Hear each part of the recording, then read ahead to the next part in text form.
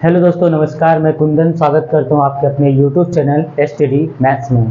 दोस्तों, मैंने पिछली क्लास में आपको सिखाया 2, 3, 4, 5 के डिविजिबिलिटी के नियम। दोस्तों, आज उसके आगे मैं कंटिन्यू कर रहा हूं। अगर आपने पिछली वीडियो हमारी नहीं देखी तो डिस्क्रिप्शन में लिंक दे रहा हूं, आप जाके उसको वीडियो को देख सकते हैं। ठीक है, चलिए आज शुरू करेंगे दोस्तों 6 के डिविजिबिलिटी के नियम की। 6 का नियम क्या कहता है दोस्तों, आइए आज हम लोग पढ़ेंगे। ठीक है, चलिए 6 का नियम कहता है दोस्तों, यदि कोई संख्या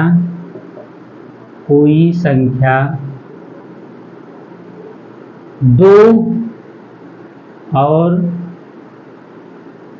3 से विभाज्य है तो वह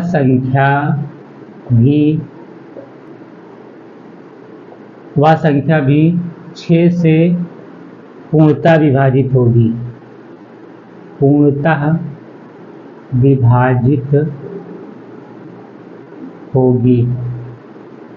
ठीक है, हमने कहा कि यदि कोई संख्या 2 और 3 से विभाजित है, वो संख्या 6 से विभाजित होगी। 2 का नियम हमने आपको बताया था पिछली वीडियो में कि यदि इकाई के स्थान पर यदि संख्या के अंत में 0 या इवन नंबर हो 2, 4, 6, 8 तो वो संख्या 2 से विभाजित होगी। और 3 का नियम जो दोस्तों हमने आपको बताया था कि किसी संख्या के अगर अंकों का योग 3 से विभाजित है, वो संख्या भी पूर्णतः 3 से विभाजित होगी। तो अगर हम उदाहरण के तौर पे आपको समझाने की कोशिश करें तो 8, 5, 2, 1554 और 1476। ठीक है, और आइए हम लोग इसके डिविजिबिलिटी रूल की बात करें तो देखिए लास्ट में 2 है।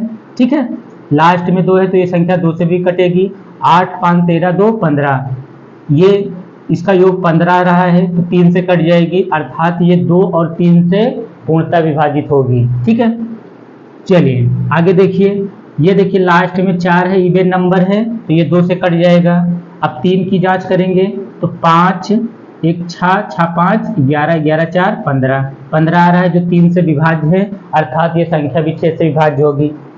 चलिए आगे देखिए 4, 1, 5, 5, 7, 5, 12, 12, 6, 18, इसका योग 18 है जो 3 से विभाज्य है। ठीक है, और लास्ट में देखिए 6 है तो इवन नंबर है, ये 2 से विभाज्य है, अर्थात ये भी संख्या 6 से विभाज्य होगी। तो कहने का मतलब अगर 2 और 3 से विभाज्य है तो वो संख्या 6 से विभाज्य होगी। ठीक है, चलिए आगे देखिए, अब हम बात करेंगे 7 के नियम की।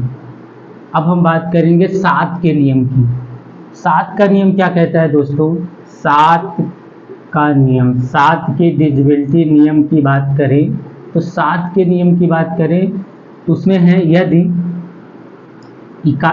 किसी संख्या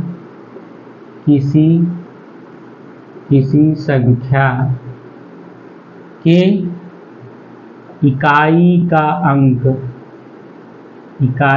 के अंक को 2 गुना करके शेष बची संख्या में से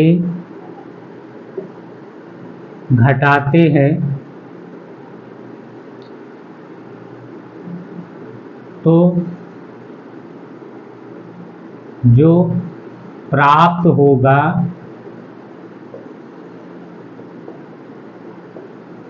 अगर वह 7 से विभाज्य है तो वह संख्या भी 7 से विभाज्य होगी। वह संख्या भी 7 से विभाज्य होगी। ठीक है, हमने कहा कि इकाई के अंक को दुगना कर दो। इकाई के अंक को, 7 का नियम बहुत ही दोस्तों इंपॉर्टेंट होता है। 7 का डिविजिबिलिटी एग्जाम में कई बार पूछता है, 7 3 11, यही डिविजिबिलिटी रूल एग्जामिनर को इससे बहुत ज़्यादा प्यार है, तो ये बहुत ज़्यादा पूछता है। ठीक है, तो 7 का नियम क्या कहता है दोस्तों कि उसके इकाई के अंक को दोगुना कर दो, इकाई के अंक को दोगुना कर दो और शेष जो बची संख्या है उसको उसमें घटा दो। तो जो प्राप्त होगा, अगर वो 7 से डिविजिबल है तो संख्या भी पूरी तरह से 7 से विभाजित होगी। जैसे उदाहरण देखिए, हम बात करें, मार्कर 1064, ठीक है, 1064, 1771, 948, ठीक है। आइए इसके 7 के डिविजिबिलिटी की रूल की बात करें तो देखिए 1064 है, ठीक है। इसके इकाई का अंक कितना है बताइए आप लोग, 4 है, 4 का दुगुना करेंगे कितना हो जाएगा बताइए आप लोग, 8। इसका दुगुना कर दो, 4 दूना 8। अब शेष बची संख्या कितनी है, 106। 106 में 8 घटाएंगे, 106 में 8 घटाएंगे तो कितना होगा 98। कितना होगा बताइए 98, ठीक है। तो 98 में अब देखिए क्या ये 7 से विभाजित है, तो देखिए 7 से भाग देंगे तो 7 एक 7 और 7 चौक 28 में 14 से 98, अर्थात ये संख्या 7 से विभाज्य है, ठीक है। इसकी जांच करते हैं, 1 का दूना करेंगे 2 हो जाएगा, शेष बची संख्या में घटाएंगे तो 177 माइनस 2 कितना आ जाएगा 175। 7 से काटेंगे, 7 दूना 14, 7 पचे 35, ये भी कट जा रहा है पूरा, कितना आ रहा है बताइए आप लोग 35 आ रहा है ना, अर्थात ये भी 7 से विभाज्य है, ठीक है। इसकी जांच करिए, 8 दूनी 16 हो जाएगा तो 1794 माइनस 16, तो देखिए कितना आ जाएगा, 14 में से 6 गए 8 और यहाँ 8 में से 1 गए 7 और ये कितना बचेगा बताइए, 14 में से 6 गए 8, 9 में से 8 में से 1 गए 7, ठीक है, तो ये 17 बच जाएगा, ठीक है, 1778। अब देखिए 7 से काट देंगे इसको, 7 दूनी 14 और कितना बचा 3 बचा, 7 बचे 35 और 7 चौक 28, इसका मतलब ये भी संख्या पूर्णतः विभाजित हो रही है, ठीक है। तो 7 के नियम कुछ है नहीं दोस्तों, एकदम आसान है, उसके इकाई के अंक को दुगना कर दो, शेष जो बचे संख्या उसको उसमें माइनस कर दो, अगर वो 7 से विभाज्य है तो वो संख्या भी पूर्णतः 7 से विभाज्य होगी। ये है दोस्तों 7 का नियम। आइए हम लोग करते हैं 8 का नियम।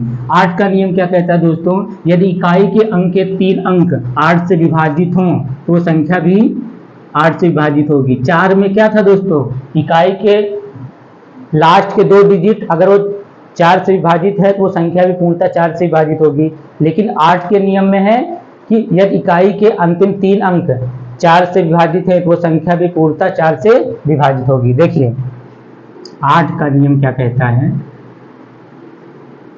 8 का नियम, 8 का नियम कहता है यदि इकाई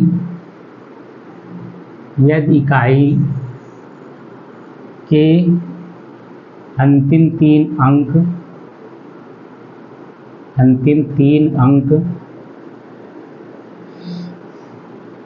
8 से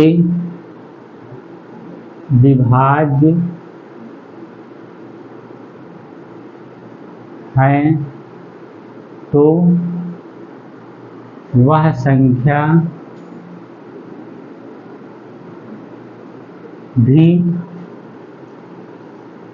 8 से विभाज्य होगी।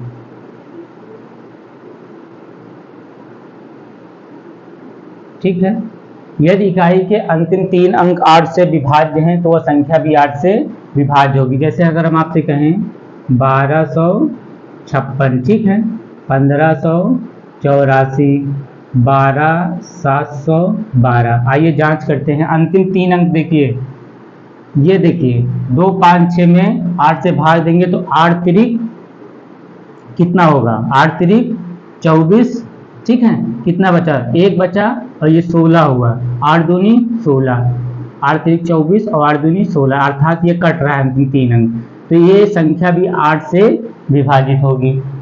इसको देखिए, अंतिम 3 अंक कट रहे हैं, 5 कन्नम सॉरी 8 8 सते 56 और 8 तिरिक 24, 8 सते 56 और 8 तिरिक 24, अंतिम 3 अंक इसमें भी कट रहे हैं, अर्थात ये भी 8 से विभाज्य है। ये भी जो है देखिए